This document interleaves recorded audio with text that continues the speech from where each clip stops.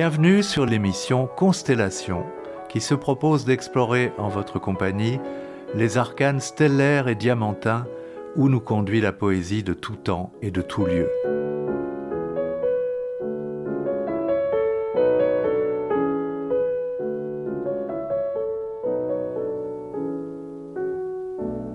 Bonjour.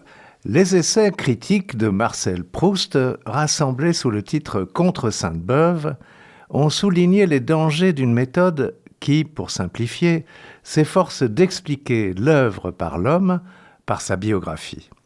Toutefois, dans le cas de Paul Verlaine, ces biographes ont retenu deux épisodes particulièrement singuliers. Le premier est rapporté ainsi par Verlaine lui-même dans ses Confessions. Voici ce qu'il écrit. « À l'époque de ma toute petite enfance à laquelle je reviens après cet écart en avant, les régiments se déplaçaient fréquemment. Celui de mon père dut quitter Metz peu après ma naissance et rejoindre à Montpellier. De ce séjour, j'ai surtout à la mémoire de très somptueuses processions religieuses où des jeunes gens de la ville en robes monacales de diverses couleurs, la plupart du temps blanches, avec des cagoules rabattues sur la tête, percées de 3 trous pour la vue et la respiration, se joignaient, qui m'effrayaient passablement. Ces pénitents qu'on les nommait et qu'on les nomme encore, moi, je les appelais les fantômes. » Et une note des œuvres en prose complète dans la Pléiade commente ainsi ce souvenir de l'enfance de Verlaine. À la source des formes toutes blanches, des spectres agités, des fébriles fantômes de nuit du Walpurgis classique, du fantôme laiteux de promenade sentimentale, des fantômes vermeils de soleil couchant, des apparitions lunaires, blafardes, et bientôt dissoutes par le tourbillon mortel du songe dans les fêtes galantes, le critique Jean-Paul Weber place le souvenir impossible à exorciser, du blême défilé des pénitents de Montpellier.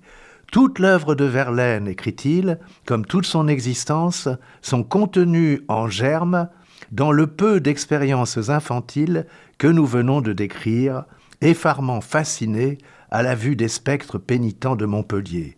Souvenir non attesté toutefois et qui nous paraît assez incertain du jardin de l'Écluse et d'une réplique de la Velleda de Mindron. Mindron étant un sculpteur de cette époque. Quant à l'Écluse, il s'agit du lieu où vivait la cousine de Verlaine, Élisa, qui mourut, comme on l'a dit la dernière fois, prématurément en couche. Quant au second épisode, il est ainsi mentionné dans la biographie du poète par Pierre Petit-Fils. À cette époque, en juin 1869, Madame Verlaine hébergeait l'ancienne bonne de Louise Grandjean, nommée Victoire, à la recherche d'une place à Paris. Celle-ci assista horrifiée à des scènes de violence que Verlaine a cachées dans ses Confessions, mais qu'elle a décrites dans une lettre datée de Batignolles. Un jour, rentré ivre à 5 heures du matin, il décrocha de la panoplie de son père un sabre, un poignard et un grand couteau de chasse et s'écria qu'il allait tuer sa mère. Un autre jour, à coups de canne, il brisa les bocaux d'alcool dans lesquels sa mère conservait les fœtus de ses fausses couches. Il hurlait comme un possédé « Donnez-moi des argents, au diable les bocals !» Il prononçait bocals. La malheureuse, en larmes, dut enfouir ses chères reliques dans la cour avec l'aide de Victoire. Ce dernier trait a été retenu dans le portrait romancé que l'écrivain Guy Goffet a composé sous le titre « Verlaine, d'ardoise et de pluie », reprise à peine déguisée de la formule de Paul Claudel parlant de Verlaine comme un fils de l'ardoise et de la pluie. Voici ce qu'écrit Goffet. « Quand la charge est trop lourde, que le bas blesse trop profond, l'animal se cabre ou s'affaisse. Verlaine a 25 ans bien sonnés quand, une nuit de juillet 1869, ayant bu plus que de coutume, il rentre chez sa mère et, l'ayant renversé sous lui, tente de l'étrangler. Heureusement, Victoire, la servante, s'interpose et fait lâcher prise au furieux. Alors, fou de colère, Verlaine avise l'armoire au secret, l'ouvre toute grande et menace de flanquer par terre, d'un coup de sa canne de noyer, les 3 bocals. Comme il dit de sa voix de Rogom ardennais, si on ne lui donne, séance tenante, des argents. Il y a belle lurette que les coups de pied de l'enfant dans le ventre de sa mère ne la font plus sourire. Paul, le fœtus numéro 4, est arrivé à terme. Il a bu tout l'esprit de vin et ne sent plus sa force quand il cogne à tort et à travers sur ceux qu'il aime et voudrait le retenir d'un peu trop près. Au-delà de l'épisode des pénitents ou de celui des bocaux brisés à coups de canne, d'où s'échappent de pauvres fœtus, si l'on est attentif aux termes verléniens, statue dont le plâtre s'écaille, comme la Véléda, la prophétesse celte du sonnet après 3 ans, Sylvain de marbre, pure statue au péplos étoilé, spectres agités, fébriles fantômes, c'est un univers éminemment singulier qui saisit le lecteur des fêtes galantes et des romances sans parole. Pour ce qui est des fêtes galantes, Rimbaud écrivait à Georges Isambard le 25 août 1870, soit 1 an presque jour pour jour avant sa toute première lettre à Verlaine. Je cite la phrase de Rimbaud. « J'ai les fêtes galantes de Paul Verlaine. C'est fort bizarre, très drôle, mais vraiment c'est adorable. » Bizarre, drôle, adorable, les adjectifs marquent le plaisir naïf d'un lecteur d'à peine 16 ans. Une note de Jacques Borel dans la Pléiade est plus précise. Il paraît acquis que le titre même de l'œuvre vienne directement du livre de Charles Blanc, Les peintres des fêtes galantes, et sans doute trouve-t-on déjà dans l'art au XVIIIe siècle des Goncourt, publié en fascicule chez Dantu à partir de 1859, une même vision d'un watteau nocturne, lunaire, mélancolique, peuplant de figures inquiètes ou fiévreuses, un pays de songes, qui débouche plus sur le l'été que sur les îles du plaisir.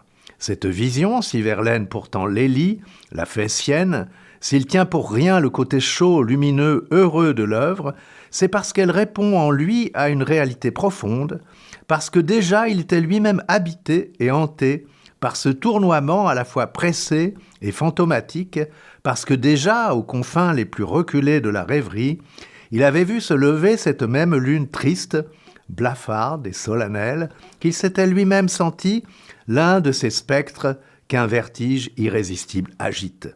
Dès les poèmes saturniens, il allait à faire de ces paysages tristes un paysage intérieur. Ici, la Saulaie devient quinconce ou boulingrin, l'étang avec ses ondes et ses nénuphars blêmes, jet d'eau ou bassin, le crépuscule, clair de lune livide, le côté blafard, effaré, tremblant de l'impressionnisme verlainien s'accentue, ce paysage choisi reste celui de l'âme. Les fêtes galantes ne sont pas composées comme l'étaient les poèmes saturniens. Elles présentent simplement 22 poèmes qui se suivent. Embarquons alors pour cette fascinante cithère en lisant le poème intitulé « Cythère », cette île grecque de la mer Égée qui abritait un temple dédié à la déesse de l'amour Aphrodite. Pour ce qui est du tableau de Watteau, les historiens d'art disputent encore pour savoir s'il représente le départ de l'île ou le départ vers l'île. Je lis donc le poème intitulé « Cythère ». Un pavillon à claire-voie abrite doucement nos joies qu'éventent des rosiers amis. L'odeur des roses, faible, grâce au vent léger d'été qui passe, se mêle au parfum qu'elle a mis. Comme ses yeux l'avaient promis, son courage est grand et sa lèvre communique une exquise fièvre. Et l'amour comblant tout, hormis la faim, sorbets et confitures, nous préserve des courbatures. Et je lis maintenant le poème intitulé Clair de lune. Votre âme est un paysage choisi, que vont charmants masques et bergamasques, jouant du luth et dansant, et quasi tristes sous leur déguisement fantasque. Tout en chantant sur le mode mineur, l'amour vainqueur et la vie opportune, ils n'ont pas l'air de croire à leur bonheur, et leurs chansons se mêlent au clair de lune, au calme clair de lune triste et beau, qui fait rêver les oiseaux dans les arbres et sangloter d'extase les jets d'eau, les grands jets d'eau, sveltes parmi les marbres.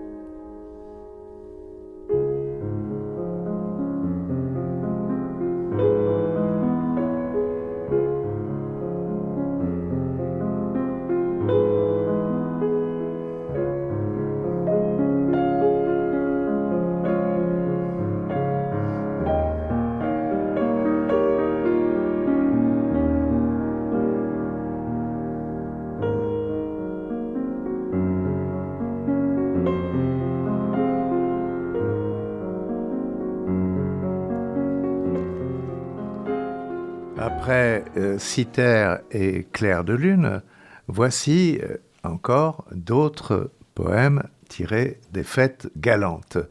D'abord, le poème intitulé Sur l'herbe. L'abbé divague. Et toi, marquis, tu mets de travers ta perruque? Ce vieux vin de Chypre est exquis, moins qu'à Margot, que votre nuque. Ma flamme, do, mi, sol, la, si. L'abbé, ta noirceur se dévoile. Que je meure, mesdames, si je ne vous décroche une étoile. Je voudrais être petit chien. Embrassons nos bergères l'une après l'autre.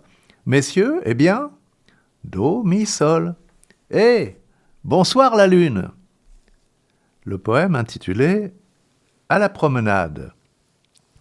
Le ciel si pâle et les arbres si grêles semblent sourire à nos costumes clairs qui vont flottant légers avec des airs de nonchalance et des mouvements d'ailes.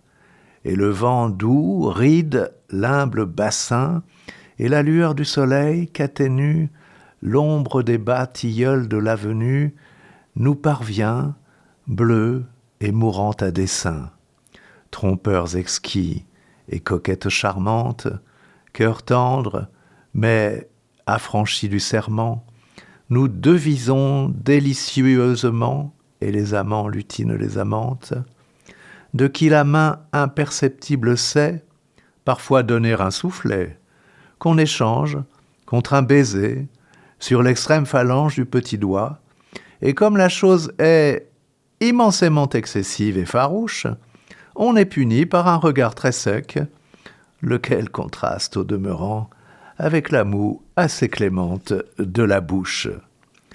Puis le poème intitulé « Les coquillages ». Chaque coquillage incrusté dans la grotte où nous nous aimâmes a sa particularité. L'un à la pourpre de nos âmes, dérobé au sang de nos cœurs, quand je brûle et que tu t'enflammes. Cet autre affecte tes langueurs et tes pâleurs, alors que, las, tu m'en veux de mes yeux moqueurs. Celui-ci contrefait la grâce de ton oreille, et celui-là ta nuque, rose, courte et grasse. Mais un, entre autres, me troubla.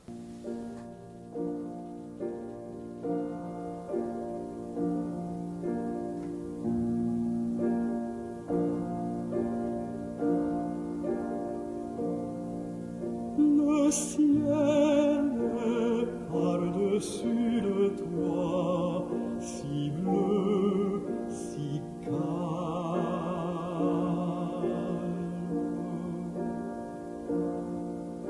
Un arbre par-dessus le toit berce sa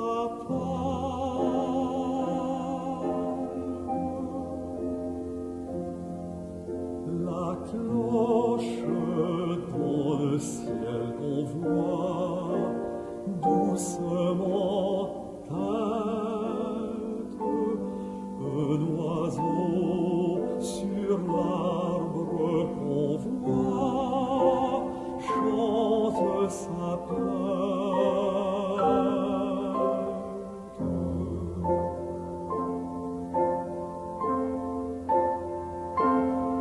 Mon Dieu, la vie est la simple et tranquille. Cette paisible rumeur-là vient de la ville.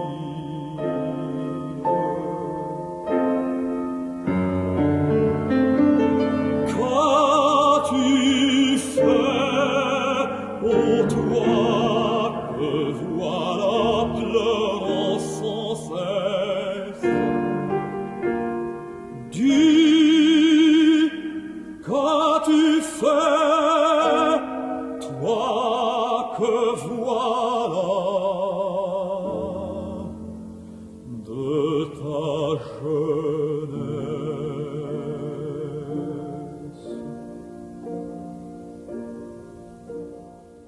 Je lis à présent le poème intitulé « En bateau ». L'étoile du berger tremblote dans l'eau plus noire, et le pilote cherche un briquet dans sa culotte. C'est l'instant, messieurs, ou jamais, d'être audacieux, et je mets mes deux mains partout, désormais. Le chevalier Attis, qui gratte sa guitare, à Chloris l'ingrate, lance une œillade scélérate. L'abbé confesse bas aiglé, et ce vicomte déréglé, des chants donne à son cœur la clé. Cependant la lune se lève, et l'esquif en sa course brève file gaiement sur l'eau qui rêve. Le poème intitulé En sourdine, calme dans le demi-jour que les branches hautes font, pénétrons bien notre amour de ce silence profond. Fondons nos âmes, nos cœurs et nos sens extasiés parmi les vagues langueurs des pins et des arbousiers. Ferme tes yeux à demi, croise tes bras sur ton sein, et de ton cœur endormi, chasse à jamais tout dessein. Laissons-nous persuader au souffle berceur et doux qui vient à tes pieds rider les ondes de gazon roux. Et quand, solennel, le soir, des chaînes noires tombera, voix de notre désespoir, le rossignol chantera. Et enfin, le poème, toujours dans les fêtes galantes, colloque sentimental. Dans le vieux parc solitaire et glacé, deux formes ont tout à l'heure passé. Leurs yeux sont morts et leurs lèvres sont molles, et l'on entend à peine leurs paroles. Dans le vieux parc solitaire et glacé, deux spectres ont évoqué le passé. Te souvient-il de notre extase ancienne ? Pourquoi voulez-vous donc qu'il m'en souvienne ? Ton cœur bat-il toujours à mon seul nom ? Toujours vois-tu mon âme en rêve ? Non ? Ah, les beaux jours de bonheur indicible où nous joignions nos bouches. C'est possible qu'il était bleu le ciel et grand l'espoir. L'espoir a fui, vaincu, vers le ciel noir. Tel, il marchait dans les avoines folles et, la nuit seule, entendit leurs paroles. Enfin, s'il faut ne lire qu'un seul poème du recueil des romances sans paroles, contemporain cette fois de la relation avec Rimbaud, retenons l'Ariette sans titre, mais avec l'épigraphe toute sobre de Rimbaud, « Il pleut doucement sur la ville ». Voici ce poème, donc épigraphe d'abord d'Arthur Rimbaud, comme je l'ai dit. Il pleut doucement sur la ville. Il pleure dans mon cœur, comme il pleut sur la ville. Quelle est cette langueur qui pénètre mon cœur ? Ô bruit doux de la pluie, par terre et sur les toits. Pour un cœur qui s'ennuie, ô le chant de la pluie. Il pleure sans raison dans ce cœur qui s'écœure. Quoi ? Nulle trahison ? Ce deuil est sans raison. C'est bien la pire peine de ne savoir pourquoi, sans amour et sans haine, mon cœur a tant de peine.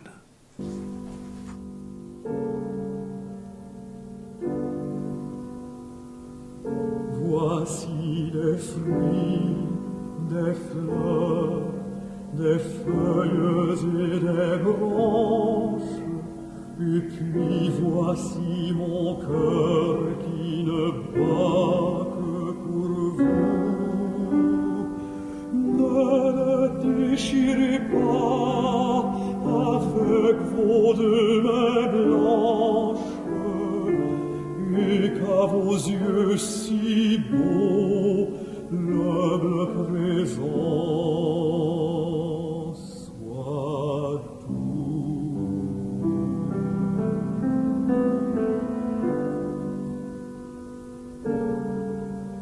J'arrive tout couvert encore de rosée, que le vent du matin vient glacer à mon front. Souffrez que ma fatigue à vos pieds reposée.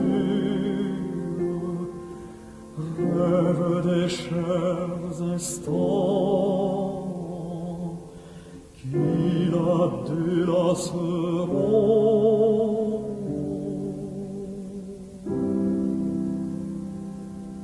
Sur votre jeune sein, laissez rouler ma tête, toute sonore encore de vos derniers baisers.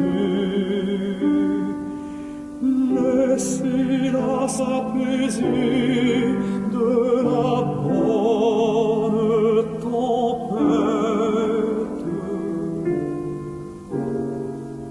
et que je dorme peu.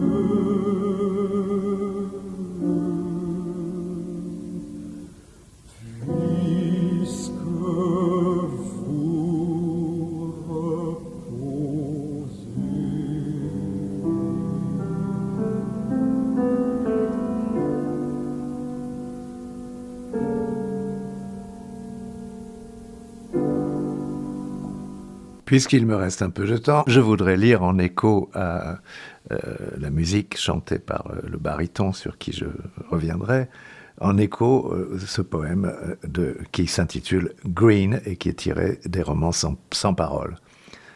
Voici des fruits, des fleurs, des feuilles et des branches. Et puis voici mon cœur qui ne bat que pour vous. Ne le déchirez pas avec vos 2 mains blanches et qu'à vos yeux si beaux, l'humble présent soit doux. J'arrive tout couvert encore de rosée que le vent du matin vient glacer à mon front. Souffrez que ma fatigue à vos pieds reposés rêve des chers instants qui la délaceront. Sur votre jeune sein, laissez rouler ma tête, toute sonore encore, de vos derniers baisers.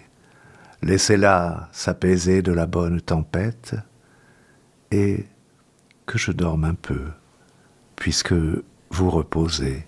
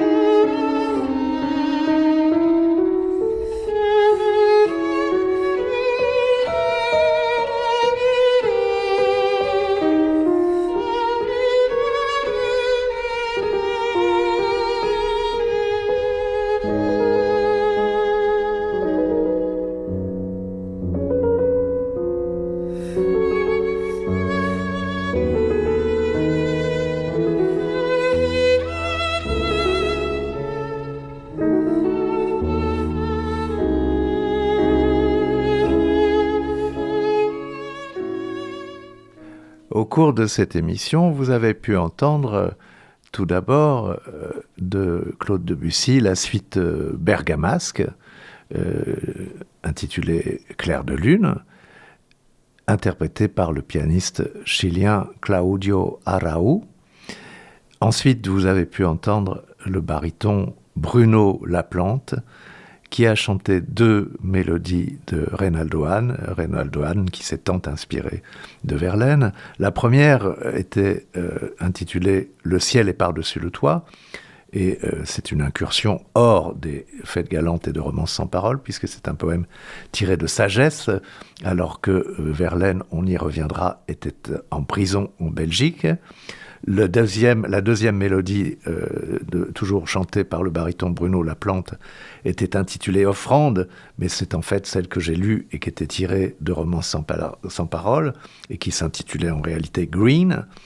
Et enfin, la dernière musique entendue était interprétée par les 2 sœurs Maria et Natalia Milstein, au violon et au piano, et il s'agissait encore d'une mélodie composée par Reynaldo Hahn, intitulée « A Chloris », originellement chantée sur des textes du poète Théophile de Viau.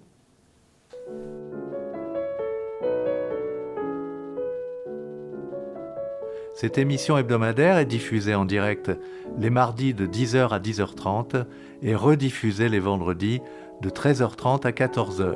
Vous pouvez aussi la réécouter en podcast, comme toutes les autres émissions des RLP.